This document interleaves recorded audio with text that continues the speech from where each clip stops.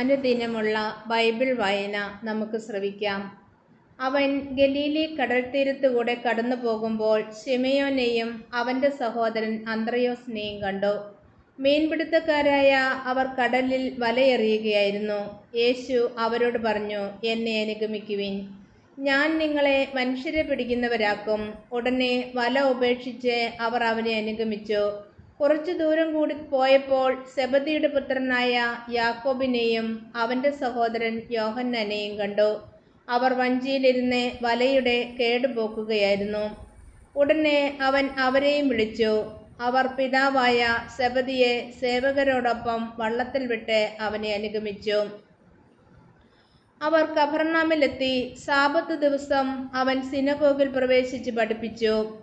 അവൻ്റെ പ്രബോധനത്തിൽ അവർ വിസ്മയഭരിതരായി. കാരണം നിയമജ്ഞരെ പോലെയല്ല, അധികാരമുള്ളവരെ പോലെയാണ് അവൻ പഠിപ്പിച്ചത്. അശുദ്ധാത്മാവ് ബാധിച്ച ഒരുവൻ അവിടെയുണ്ടായിരുന്നു. അവൻ അലറി, നസ്രായനായ യേശുവേ, നീ എന്തിന് ഞങ്ങളുടെ കാര്യത്തിൽ ഇടപെടുന്നു? ഞങ്ങളെ നശിപ്പിക്കാനാണോ നീ വന്നിരിക്കുന്നത്? നീ ആരാണെന്ന് എനിക്കറിയാം, ദൈവത്തിൻ്റെ പരിശുദ്ധൻ. യേശു അവനെ ശാസിച്ചു, നിശബ്ദനായിരിക്കുക, അവനെ വിട്ട് നീ പുറത്തു വരിക. അശുദ്ധാത്മാവ് അവനെ തള്ളി വീഴ്ത്തിയിട്ട് ഉച്ചസ്വരത്തിൽ അലറിക്കൊണ്ട് പുറത്തു വന്നു.